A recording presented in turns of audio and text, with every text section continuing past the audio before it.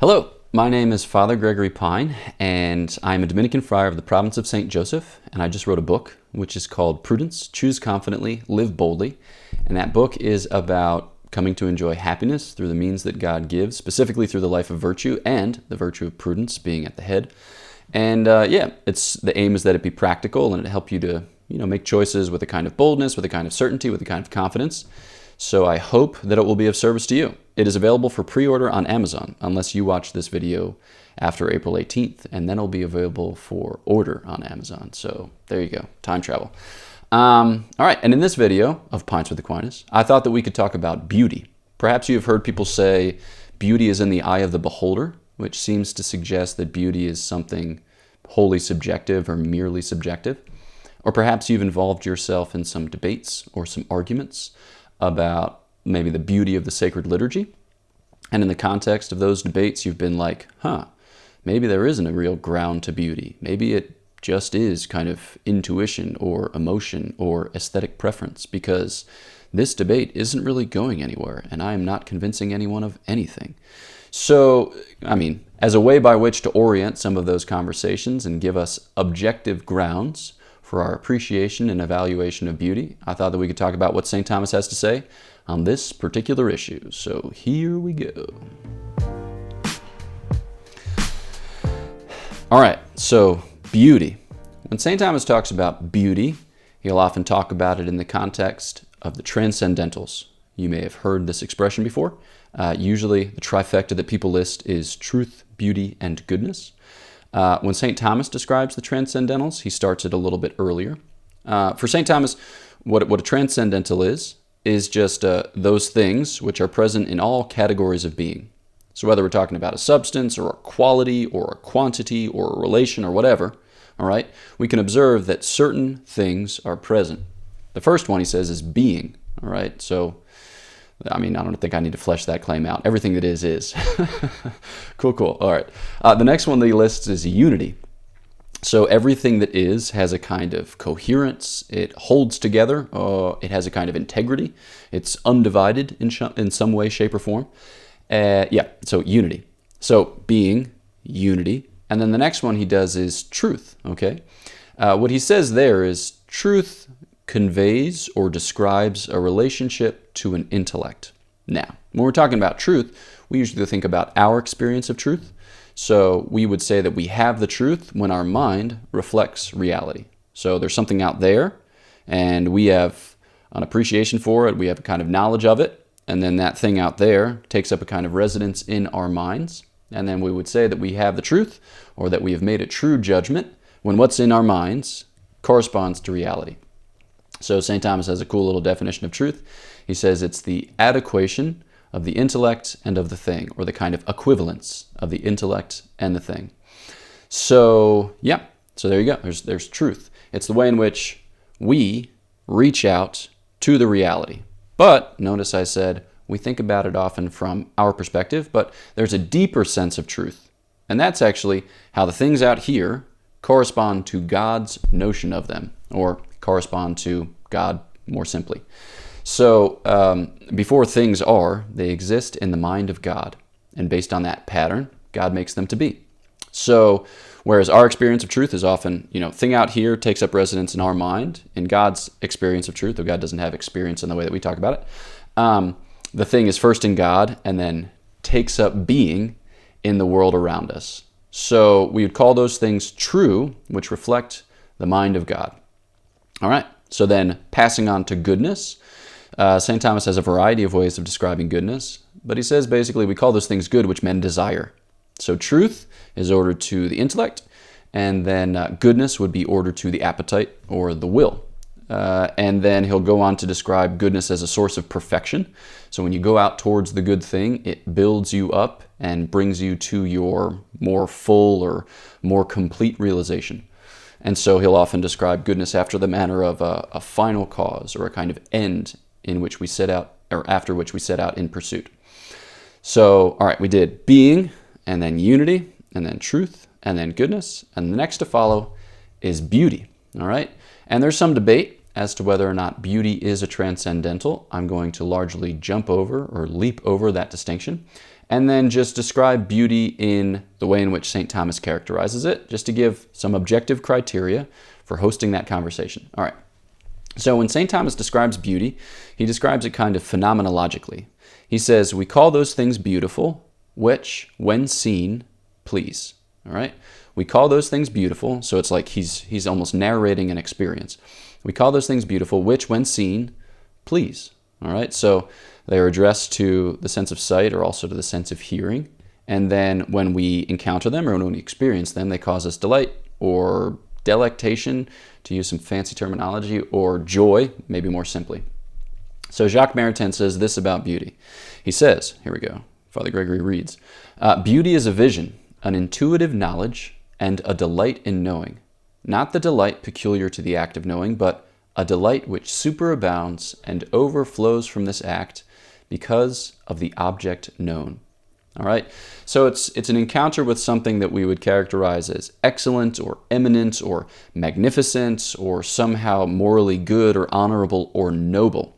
All right, so St. Thomas will say, for instance, I mentioned it earlier, that the beautiful addresses itself to sight and to hearing because those are the most intellectual of our senses. So those have most the savor of reason. And because they're capable of receiving that input, instantaneously, and they're in a certain sense able to register them intuitively. All right, so there's a kind of sense immediacy to our appreciation of beauty, but there's also a kind of intellectual content to the experience as well. And so St. Thomas will go on to describe 3 properties of the beautiful thing, and you've probably heard this before. All right, I'll give you the Latin words and then make up thousands of translations for each of them. Here we go. So the first is integritas, the second is consonantia, and then the third is claritas. So for integritas, we could say integrity or wholeness, or maybe even completeness. All right. For consonantia, the most straightforward would be consonance, but I don't know that it actually helps anybody. So maybe proportionality or even symmetry there works. And then third and finally, claritas, again, literal rendering, clarity. But you can think about it too as like a radiance or a splendor. All right. So far we've said that there's a kind of sense component to our experience of beauty, that it registers in sight and in sound, and those have a kind of intuitive appreciation for sense goods, all right? And so they're the most intellectual of our sense powers, but that we're able to kind of reason upon the experience of the beautiful. So what is it that we're trying to seek out or we're trying to identify in the beautiful thing? What does reason give us access to? Well, here we go. So first, integrity or wholeness. What we're saying there is that the beautiful thing isn't deficient in what it needs to be most itself, all right? So here we would say like the intellect is pleased by the fullness of being. So yeah, if you're looking at a beautiful animal, for instance, that animal has all of its parts where they should be. So if you were to see like a beautiful deer, you'd be like, wow, that is a beautiful deer. It is very pleasing to the sight.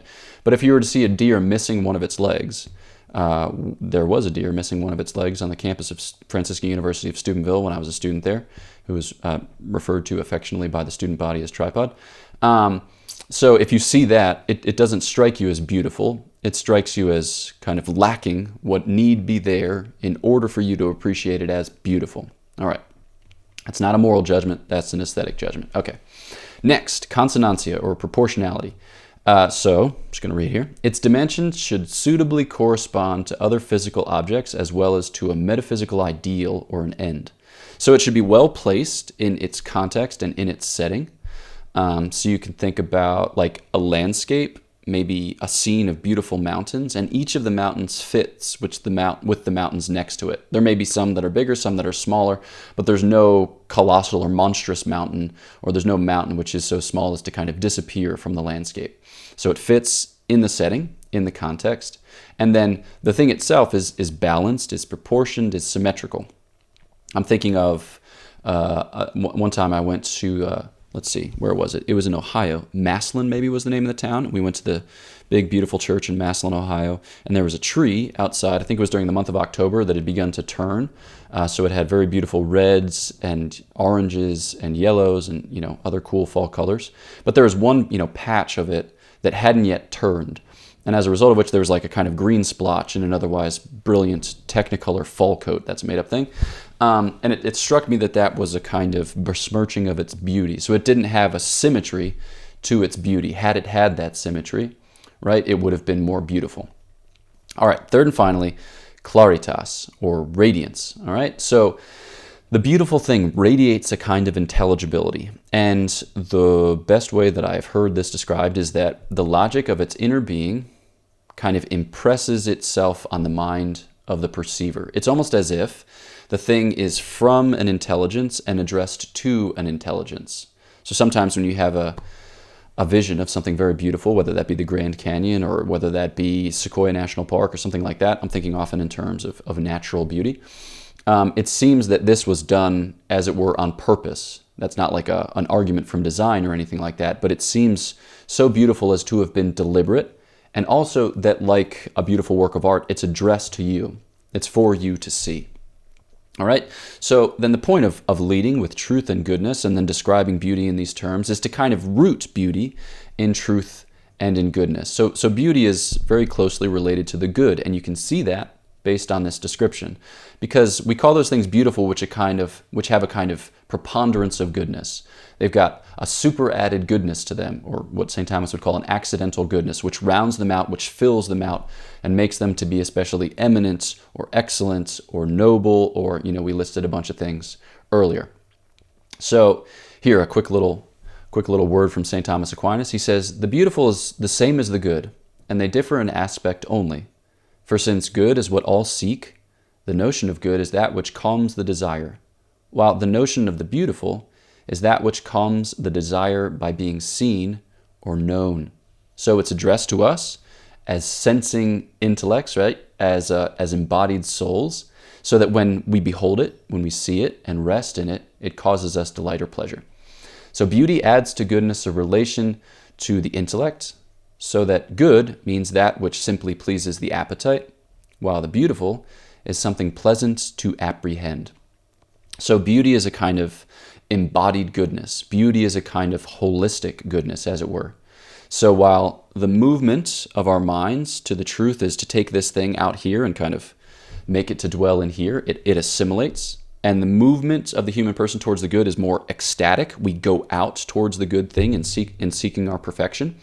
The movement of the beautiful, or towards or with respect to the beautiful, has both dynamics present in it. All right? So there's a line of Pseudo-Dionysius who says, "To kolon kale," the beautiful or the noble, calls to us.